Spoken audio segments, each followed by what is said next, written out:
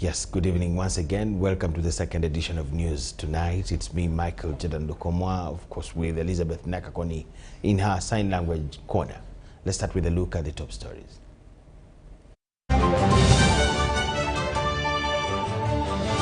Brought to you by Greenergy ethanol stocks and fuel. Enjoy cleaner, healthier and affordable cooking. Cook your food in less than 2,000 shillings per day. No charcoal. Stop deforestation. We are looking for agents across Uganda. Greenergy. Bioeconomy. An attempted robbery at Stanbic Bank Acacia Mall. Police yet to implement presidential directive on police bonds.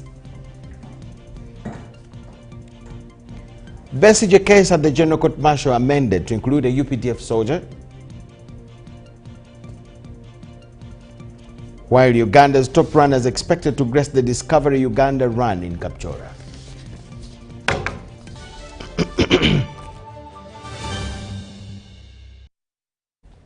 Thank you so much for joining in. Let's go straight to what we have for you this evening. President Yoweri Museveni has this evening arrived in Abu Dhabi, United Arab Emirates, at the invitation of His Highness Sheikh Mohammed bin Zayed Al Nahyan, the President of the United Arab Emirates and the ruler of Abu Dhabi, to attend the Abu Dhabi Sustainability Week, a global platform that addresses the world's most pressing sustainability challenges. Receiving the President at the airport was His Excellency Sheikh Shakbout Nahyan Al Nahyan, Cabinet Minister and Minister of State in the Ministry of Foreign Affairs of the United Arab Emirates. Also present to welcome the President were His Excellency Abdallah Hassan Al Samji, the head of mission of the UAE Embassy to the Republic of Uganda, Honorable Chiriowa Chiwanuka, the Attorney General, Honorable Martin Mugarra, the State Minister for Tourism, Uganda's ambassador to the UAE, Ambassador Zake Chibedi, among other government officials. At Entebbe International Airport, President Yoweri Museveni was seen off by the Vice President Jessica Alupo.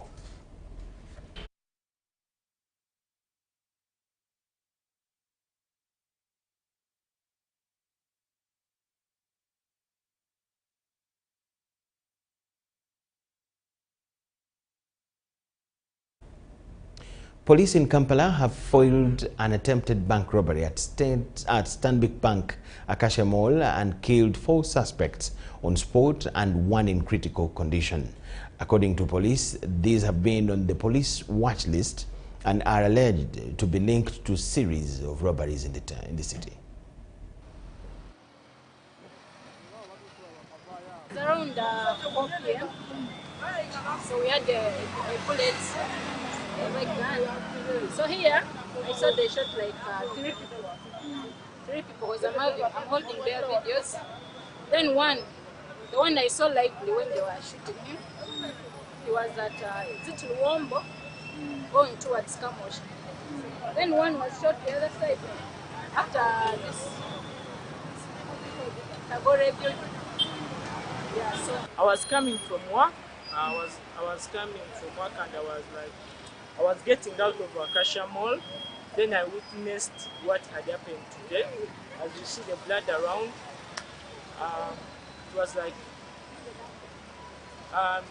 there were several border men on the stage, and a certain border guy came and also parked along them. So there was a policeman who came and he was like, "Yo, get off the border, lie down."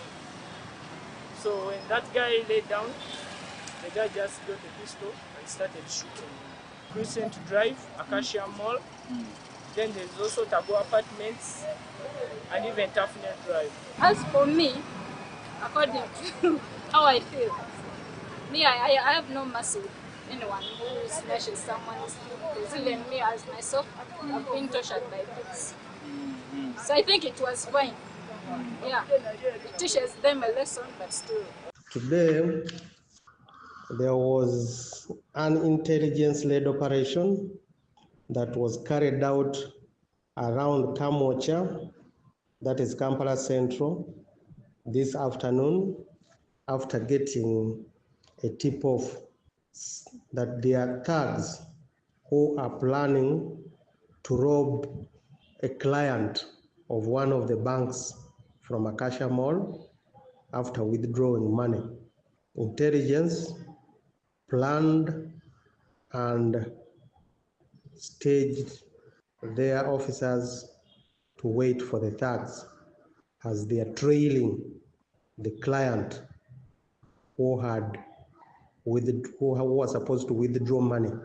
So after the withdrawal, the thugs were monitored, and around Kamocha, that's where the disruptive operation started. At the entrance of Total, they fired at the thugs. Then another scene is at Kasasi Road stage, then Mawanda Road. In this intelligence-led operation, 6 suspects were put out of action, and 2 pangas recovered, motorcycles recovered, all are now parked at the police station. These thugs were on our watch list, and we have been monitoring them. These are the thugs who rob clients who have withdrawn money from different banks, and they waylaid them on the way, attack them, threaten them with pangas, and then rob them. So investigations are ongoing.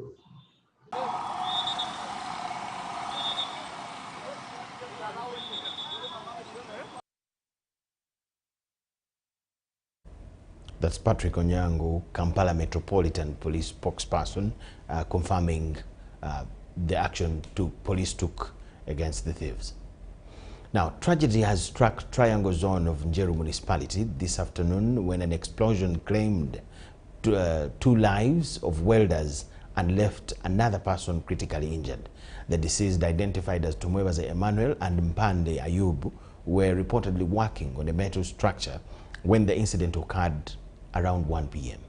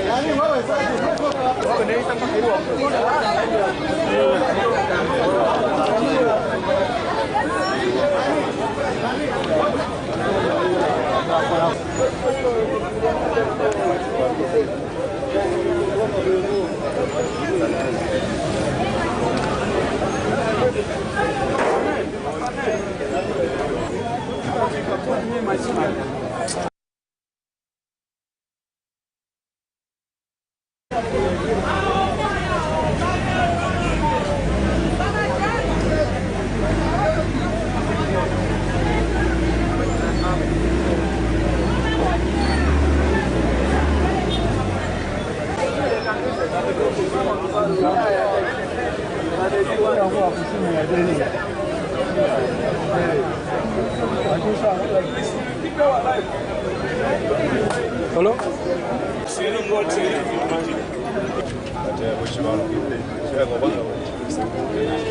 Ninga mbaka soke nziruke yondabe Amanya gange yenze ko boy Steve chairman wa ati abana abade bali mukuwagala ekibwatuka lumu ekibakubana kitababi cyane.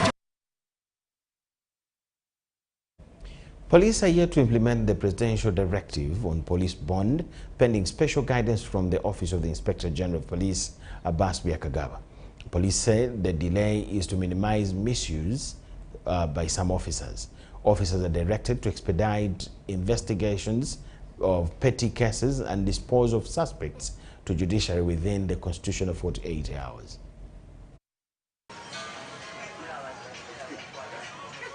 In his New Year's address, President Yoweri Museveni instructed the police not to give police bonds to village thieves when the case is ready for trial.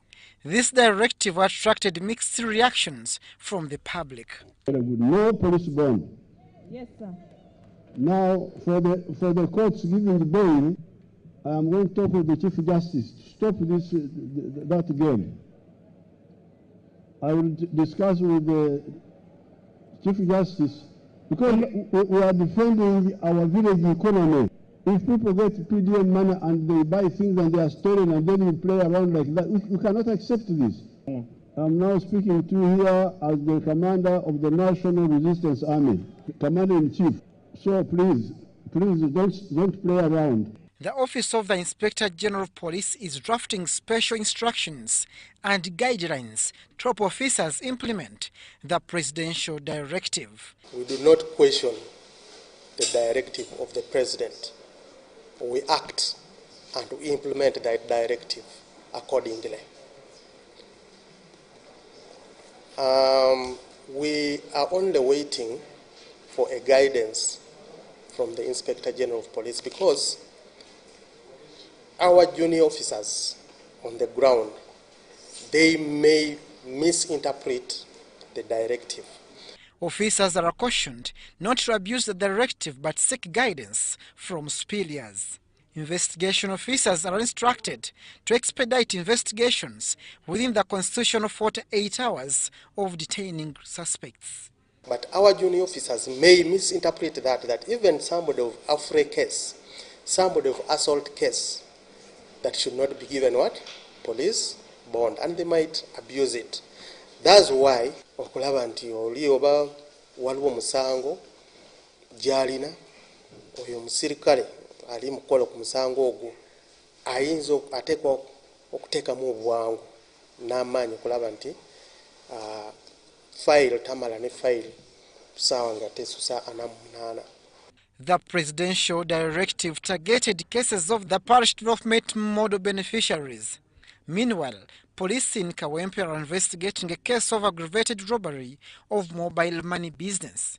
It is alleged on the 10th of January 2025, robbers fired random bullets to scare away bystanders and robbed a mobile money business. In one way or another, to open a way for them, to allow them escape, they fired bullet, and when they fired the bullet, it hit Taebwa's door. Then the robbers escaped. Police was notified immediately, and they responded. Police arrested 5 suspects for intercepting and robbing guns in transit.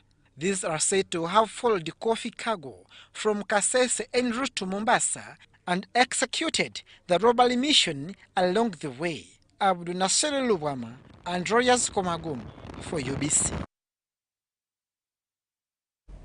Retired Colonel Dr. Kizza Besigye's case has taken another twist as state introduces a new suspect, a UPDF officer, and new charges against the accused.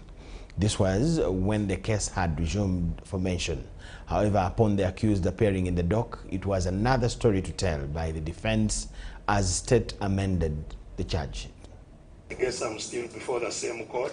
Retired Colonel Dr. Kizza Besigye and his co-accused Obedi Lutale have once appeared at the General Court Martial in Machi, India, to proceed with a case of unlawful possession of fire ammunitions and offences related to security. When the court resumed, the legal team, led by Senior Counsel Martha Kalua, first expressed concern over the environment in and outside court and the sentencing of their fellow lawyer Elon Kizza, alleging a sign of intimidating the defense legal team. It's a well-known principle, Mr. Chairman, that justice must not only be done, but it should also be seen to be done in the way all the processes are conducted and in the way we are treated.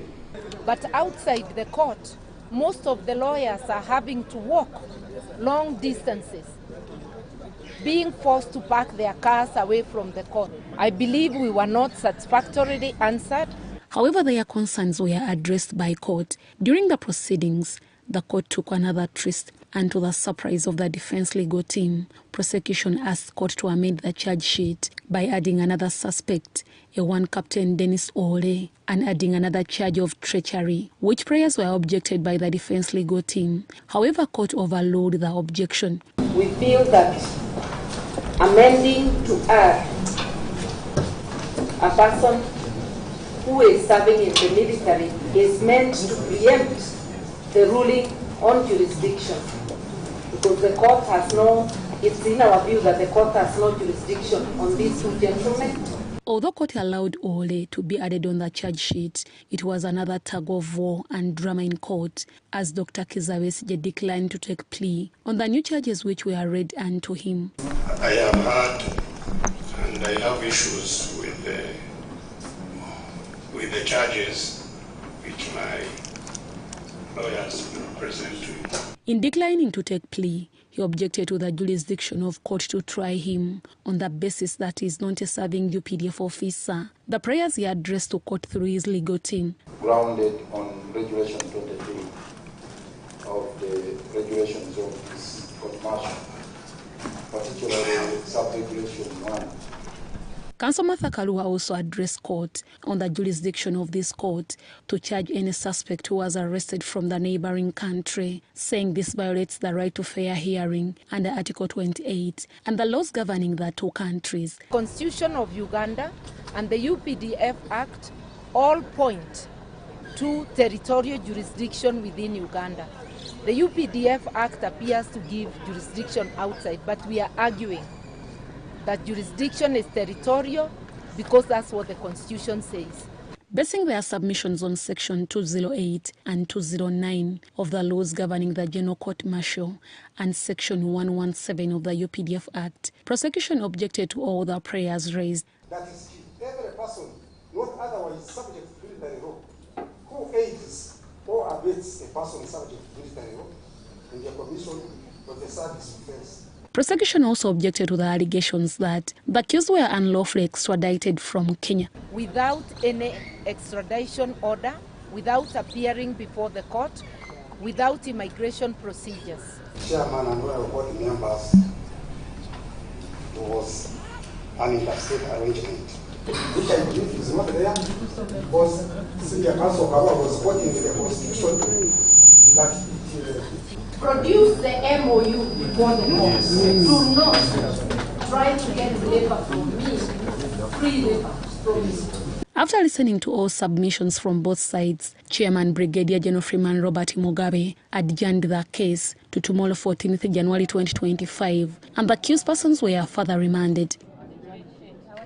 However, the defense legal team after court expressed concern on how the court has handled this matter, alleging violation of the accused's rights and the laws governing the two sister countries. All along they have been talking about Dr. Besigye and Obedi Lutale, who were found at Riverside. They never mentioned this third party, this soldier here whom they have brought here. So of course they are up to a mischief. That there is nothing in the Constitution that confers upon the UPDF civil or criminal jurisdiction on Ugandans. Deborah Namamonde, Daniel Lugemoa, UBC News. The Uganda National Council for Science and Technology, with support from the East African Commission for Science and Technology, is developing a national bioeconomy policy. The policy will largely contribute to sustainable development of the East African member states through product development and job creation. Bioeconomy, in simple terms, is the use of bioresources to produce products and services, and it involves the use of renewable resources for economic, environmental, health, and social benefits. According to Dr. Fortunate Muyambi from the East African Commission for Science and Technology, bioeconomy presents a unique opportunity to address challenges in health, agriculture, environment, and industry, while achieving economic development. Under agriculture is the use of agricultural waste products that are used in processing of agricultural waste into products in terms of biofertilizers, in terms of bioenzymes, that can be in terms of biopesticides that can be used to improve the agricultural productivity in Uganda. The development of the national policy on bioeconomy will involve wide consultation with key stakeholders, especially the private sector. And of course, in terms of manufacturing and industrialization, industry-based bioprocesses, especially value addition, the pharmaceutical industry, and production of other high-value products, all that is linked to the bioeconomy. And science, technology, and innovation is a generator of knowledge, a generator of innovations and new ways of doing things, and can significantly contribute to high-value products within the three sectors. And this, of course, can bring in more export revenue and reduce on import. That is what we are referring to import substitution. According to experts, bioeconomy is a new wave of economic development and is a crucial element of circular economy that permits reuse and recycling of resources. The Executive Director, Conservation through Public Health, Dr. Gladys Kalema-Zikusoka, says that conservation is attributed to improved interventions to enable communities coexist with wildlife. It would also increase the population of Mount gorillas. She revealed this during the inaugural gorilla trekking of one of her sons. Zikusoka, a renowned Mount gorilla conservationist, says Mount gorillas generate 60% of tourism revenue collected. The gorilla numbers have grown because of improved, very important interventions such as improved veterinary care, improved community engagement. Money from tourism is shared with the local communities, 20% of the park entry fee, and $10 from every permit. A survey done by the International Union for Conservation of Nature, IUCN, in 2018 shows steady growth trend of mountain gorillas, and there is optimism that in the next census set to be conducted this year, numbers will rise. So, for example, in 1997, we counted 300 gorillas here at Bwindi. Then, over the years, we keep counting more and more. And in 2018, we counted a minimum of 459 gorillas at Bwindi. After the census, we have been receiving newborn babies. And these newborn babies, they were not in the last census. We are expecting to have a census in this year, where these younger ones will also be included. However, as gorilla numbers increase, concerns are raised about their habitat. The public is urged to continue embracing local tourism by visiting national parks. Dr. Zikusoka noted that despite the increasing number in Mount gorillas, rules and guidelines of gorillas conservation should be observed as well as monitoring their health. As the numbers go up, of course, there isn't enough space for them to expand, and we need to be ready to expand their habitat. And actually, a lot of communities who border the park, they can't do much with their land because of human-wildlife conflict. And it's not mainly gorillas, actually it's baboons and other species. We've been having some cases of poachers getting in, especially Tendo Zikusoka shared his experience after trekking Rushengura Gorilla Group in Buhoma as his first time as one of the requirements for gorilla trekking. And today I've got my chance to see the gorillas for the first time. Today we trekked the Rushengura Group. We saw all the gorillas, especially the silverback, which is very protective. And now we've just finished seeing them because we're allowed to see them for 1 hour maximum. According to what I've seen today, I think it's very good to protect the natural habitat of the gorillas and other animals living here. Other tourist attractions in the park include forest elephants, baboons, monkeys and over 357 bird species.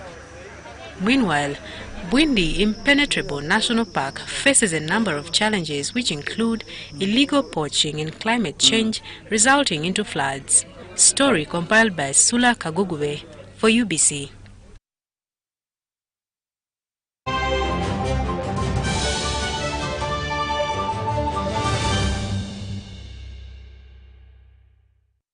Here's your chance to win school fees for your child for a whole year. Just pay school fees using Momo. Dial *165 *80#. Select option 2 for school pay. Select option 1 to pay school fees. Enter the student number and amount and approve the transaction. You will now enter the draw to win school fees.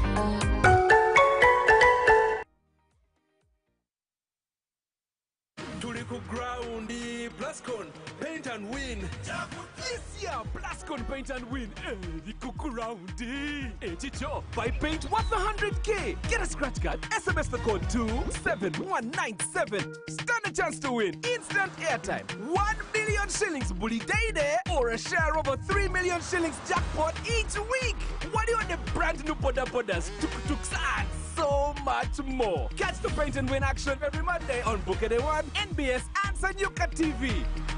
Blascon, color your world. This is so much smoke. How you doing? My friends told me about an affordable solution. They're called Greenergy Biostove. Very clean and very safe. Let me call them right away.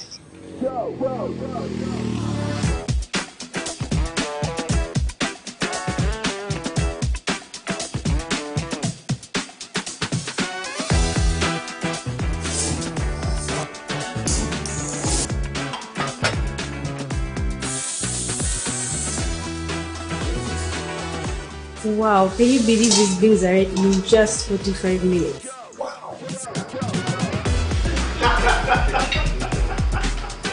Greenergy ethanol stoves and fuel. Enjoy cleaner, healthier and affordable cooking. Cook your food in less than 2,000 shillings per day. No charcoal. Stop deforestation. We are looking for agents across Uganda. Greenergy, Bioeconomy.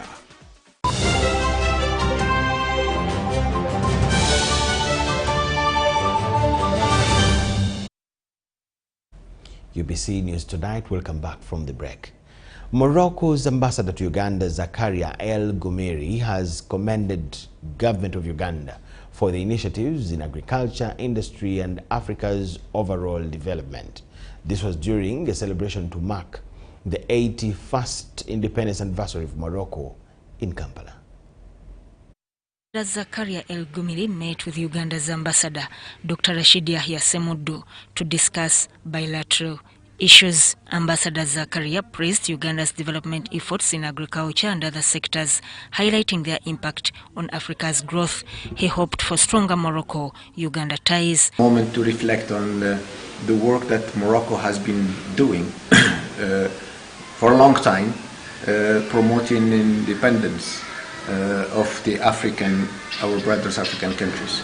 Morocco, during that period, has played a key role to promote independence and freedom of this nation in terms of respecting their sovereignty and territorial integrity. Morocco. Ambassador Semudu congratulated Morocco on its independence and valued their cooperation. For honoring our invitation today, and I also thank you with your government for participating in the AU summit We look forward at seeing the very, very strong ties between our two countries, which we have enjoyed for a very long time. And with your presence, Your Excellency, we're expecting a lot to come in the benefit of our two sister nations. The diplomats toured projects to boost cooperation in agriculture and livestock. Sudat Kaye, UBC News. Leaders and residents of Loreng-Aduat sub-county in Abilatuk district request for a meeting about the Lomuria Koryang land where Tororo Cement Company seeks gravel for the Tapak Lokapel Road. Koryang Communal Land Association holds a title from the Ministry of Lands and National Housing. Lomuria Koryang Rock in Loreng-Aduat sub-county, Abilatuk district, along the Moroton-Nakapilipilit Road has become contentious after residents raised issues of access road. In 2023, Ministry of Lands awarded land titles to communities in Abilatuk, including Koryang Communal Land Association. It is very sad. We have heard that the man called Lokeris Ayman from Nakapilipiliti district. He has come to enter to this land. This land belongs to us, not to him.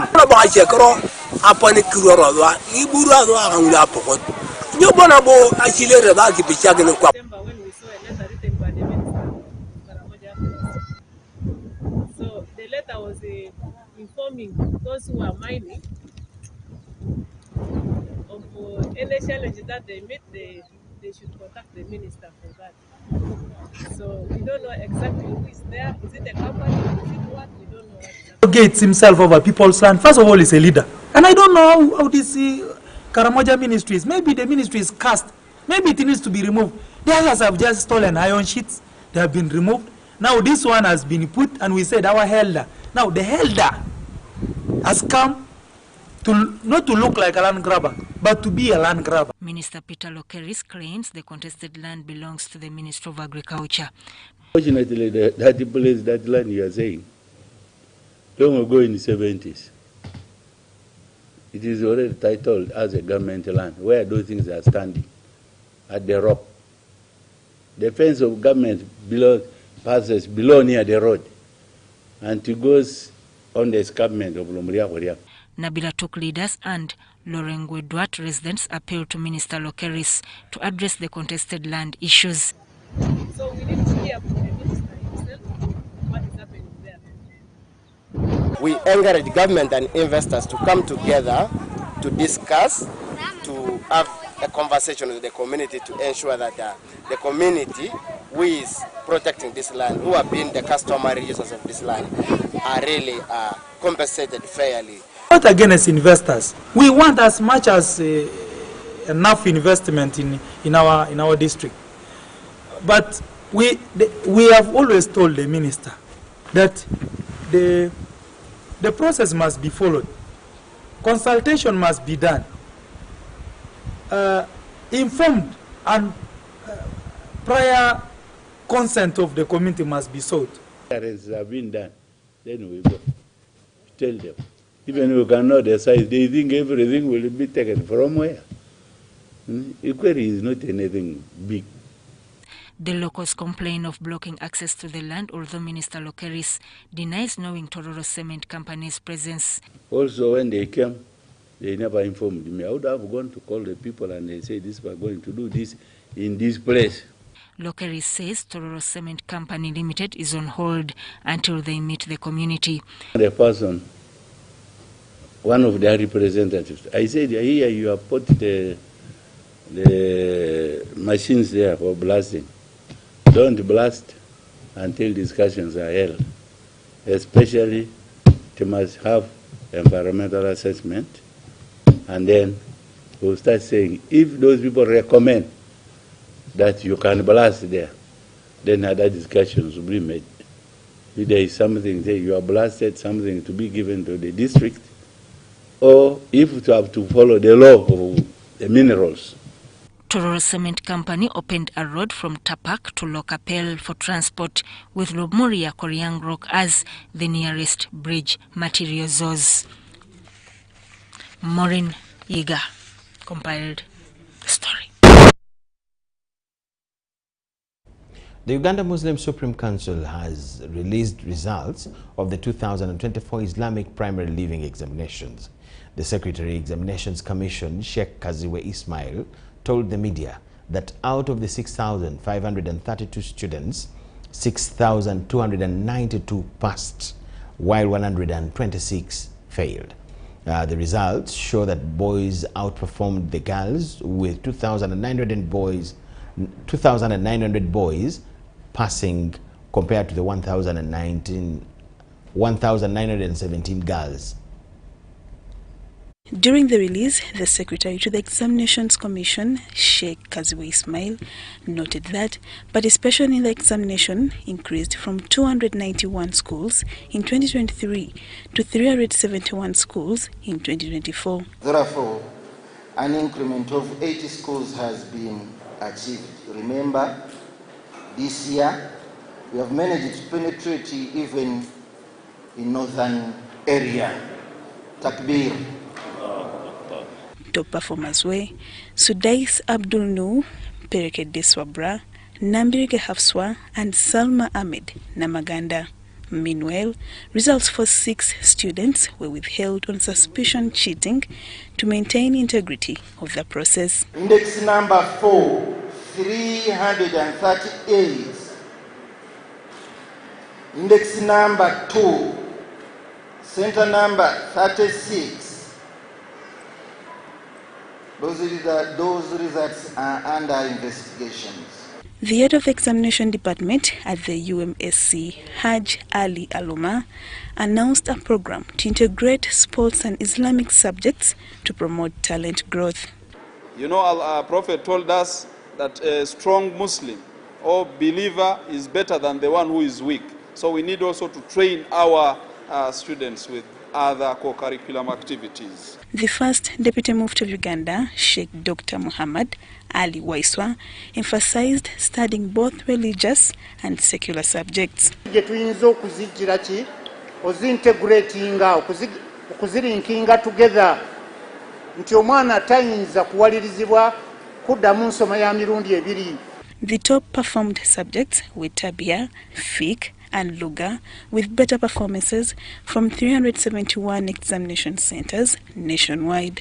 Who has enabled us to gather here, who has enabled me to perform at a high marks, and I thank my parents who have been able to pay for me school fees. Have passed in first grade.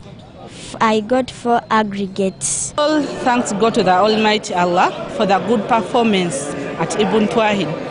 My girls and my boys did not really disappoint me because they all scored 4 aggregates.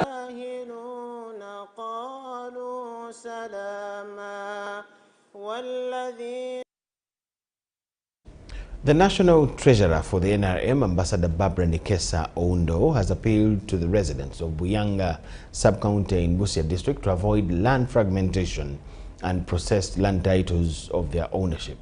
While speaking to the residents of Namashiolo Primary School playground, Ambassador Oundo emphasized that land fragmentation is a bad practice among family members because it discourages production, hence leading to poverty.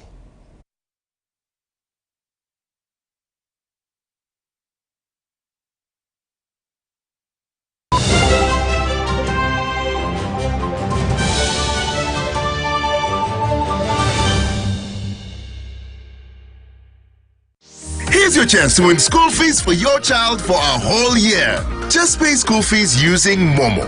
Dial *165 *80#. Select option 2 for school pay. Select option 1 to pay school fees. Enter the student number and amount and approve the transaction. You will now enter the draw to win school fees.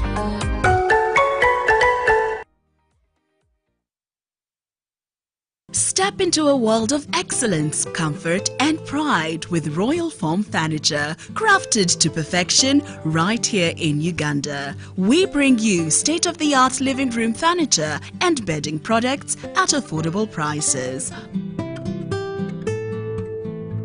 Our wide variety of mattresses include orthopedic, pillow top, spring mattresses suitable for institutions like hotels and many others for home comfort.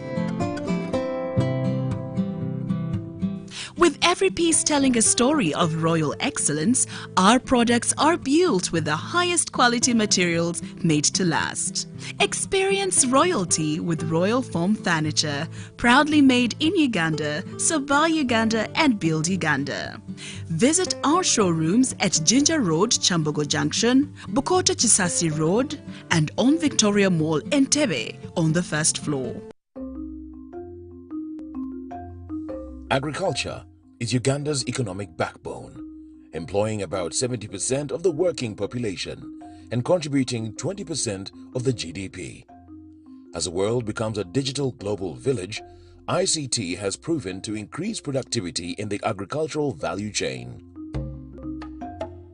UKUSAF, through its Strategic Plan 3, recognizes the importance of access and usage of ICT-based tools, information and knowledge for farmers by providing them the needed skills to live, learn, work and participate in a digital society.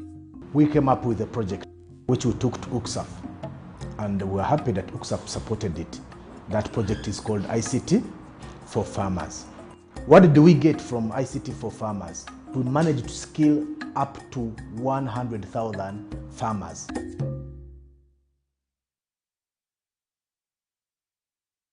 Looking for instant excitement? The Uganda National Lottery Spin for Cash game is now available online. Wherever you are, you can join the excitement for just 500, 1,000 and 2,000 Uganda shillings. Don't miss out. Register now on www.nationallottery.go.ug for a chance to win your share of 2 billion instantly. What are you waiting for? Play Spin for Cash now, anytime, anywhere. Ituba is the proud operator of the Uganda National Lottery. Uganda National Lottery. Dream, play, win. Participants must be 18 years or older. Play responsibly. The Uganda National Lottery is operated by Ituba Uganda and regulated by the National Lotteries and Gaming Regulatory Board.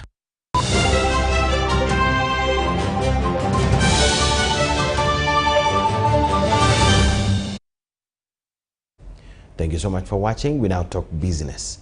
Sugarcane farmers in Masindi district are protesting against the removal of their way bridge by the Ministry of Trade, Industry and Cooperatives. The chairperson of Bunyoro Sugarcane Farmers Cooperative, Mohammed Kazimbiraine, told UBC that on Saturday an officer from the Ministry of Trade, David Kizza, ordered for the closure of the farmers' way bridge before directing police deployment. Currently, the farmers are under the Bunyoro growers who supply cane to Bunyoro Sugarcane Growers Cooperative are stuck with sugarcane since police officers cannot allow their sugarcane trucks in the premises. Farmers insist that the police deployment and the Ministry of Trade halting of business for Bunyoro Sugarcane Farmers Cooperative in Masindi is illegal. Meanwhile, Albertine Region Police spokesman Julius Hakiza says that police deployment was a request from the Ministry of Trade.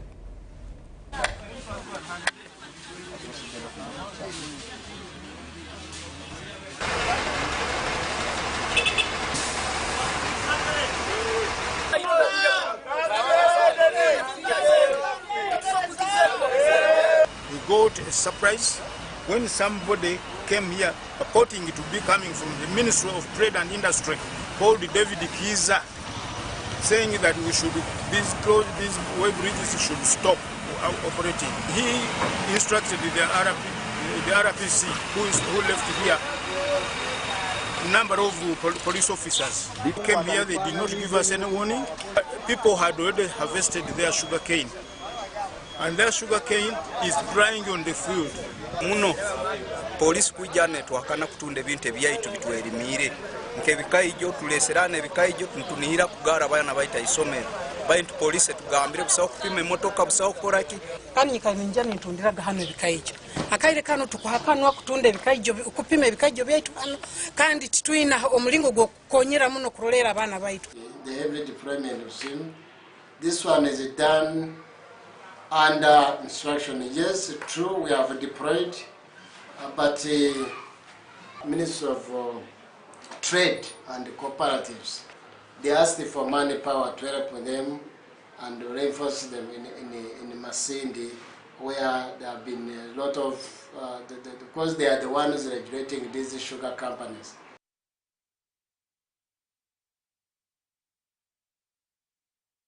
Ministry of Agriculture has committed on the collaboration with Sasakawa Africa Association to enhance regenerative agriculture through coordination with extension workers and sub-county and village level. This was at the launch of a report on regenerative agriculture by Sasakawa. Regenerative agriculture by Sasakawa Africa Association intends to improve soil health through agronomic practices. The association, through commercial community business facilitators working with extension workers, plan to leverage on regenerative agriculture to bolster commercial farming. So the issue has always been about increasing the fertility of the African soils using fertilizers, using good agronomic practices, but some of these technologies have not been moving forward because the soil health has had a problem. And it is behind the soil health that we are able to have these fertilizers operate and be taken up by plants the way they should be taken up. The Ministry of Agriculture commends development partners in the sector and commits more collaboration to enhance commercial farming by mobilizing farmers to utilize money from the parish development model. We are getting model farmers, 2 model farmers in each and every parish, who will act as community-based facilitators to handhold our farmers, to train them, to link them to input suppliers, and also link our farmers to the market. Sasakawa Africa Association trained the commercial community business facilitators and deployed them for multiplication effect in communities. I am a community-based facilitator where I've been able to offer a number of services, mechanization, spray services, digital tool services like garden mapping, and the rest of the services. I've been able to raise incomes for myself where I've been able to profile and link farmers to mechanization services. This is an innovation that is going to help the farmers to increase their production as well as reducing their cost of production. The launched comprehensive guide is a groundbreaking resource that highlights 50 proven technologies for on-farm demonstration, aiming to enhance soil health and boost agricultural productivity. Abdul Nasir Lubwama for UBC.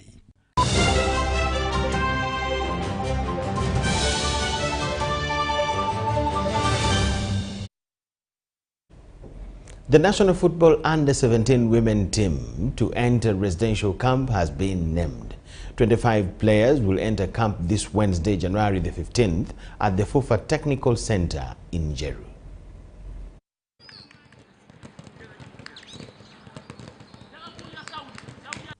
Uganda Under-17 women's national football team coach Sherry Bott has trimmed the number to 25 players that will continue preparing for the CAF qualifier to the FIFA Under-17 Women World Cup tie against Namibia. 39 players had been summoned to start preparations and entered residential camp at the FUFA Technical Center in Jeru. Tonight we're cutting down the players to 25. And then we've got 4 days left before the 16th. We will then work on phases of play, how we want to approach the game, how we would want to defend, how we want to attack, and then obviously also, which includes set players, etc. So the 4 days are critical, and then obviously our group is smaller, so we can really just work on certain phases and certain components that we want to focus on, and that will really help us. But the hard work is done now.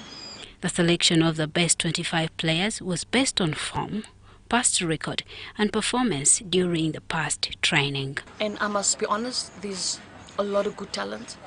The challenge is we can't select all 39 players. You know, I wish I could. But we must probably looking at 2 players per position if we can. Yes, it doesn't end up to 25, but we're looking at players that most probably can play a centre back, but also have the potential playing, for example, as a right back. You know. The game will be played this week, with Namibia hosting the first leg on Thursday, January 16th, while the return leg will come 3 days later.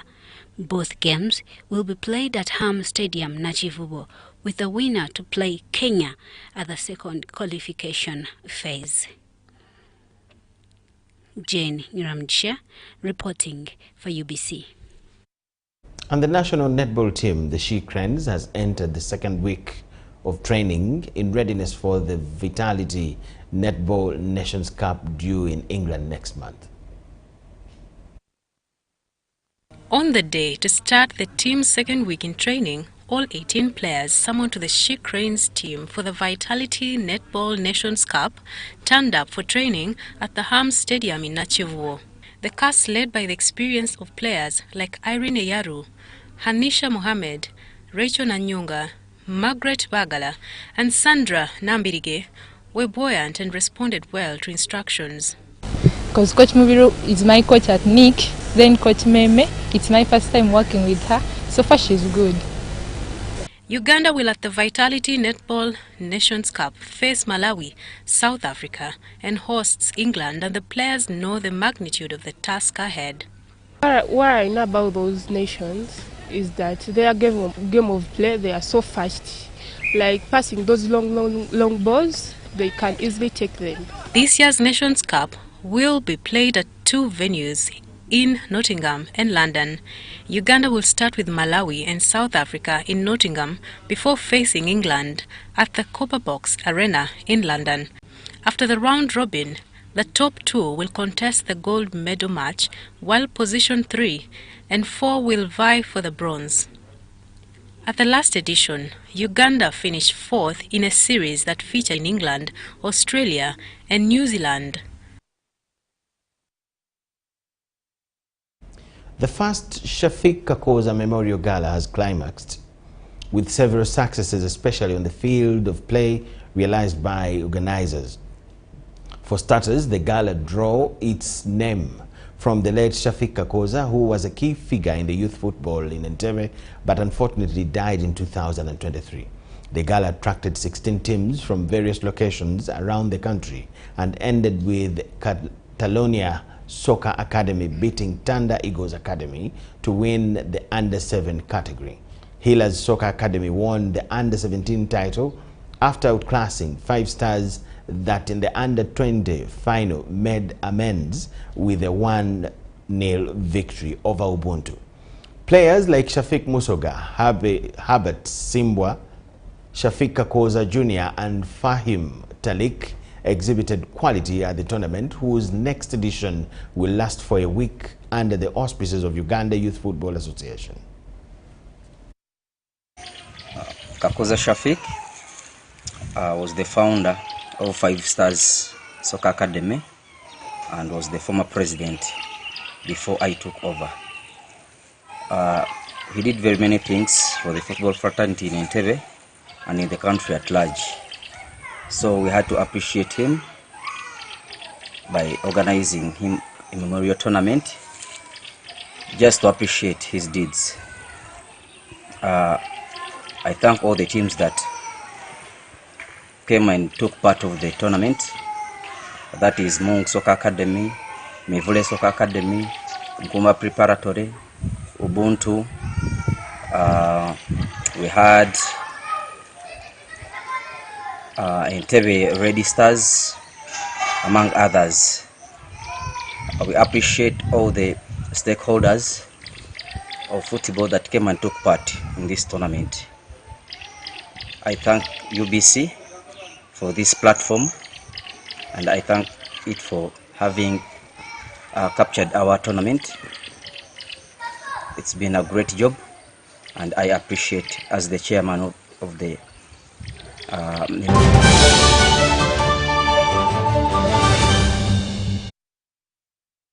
And that brings us to the end of all we had for you tonight. Thank you so much for watching, right from Lunchtime News, Kiswahili, Uganda, and News Tonight. My name is Michael Jordan Lukomwa with Elizabeth Nakakon and the whole team. Good night.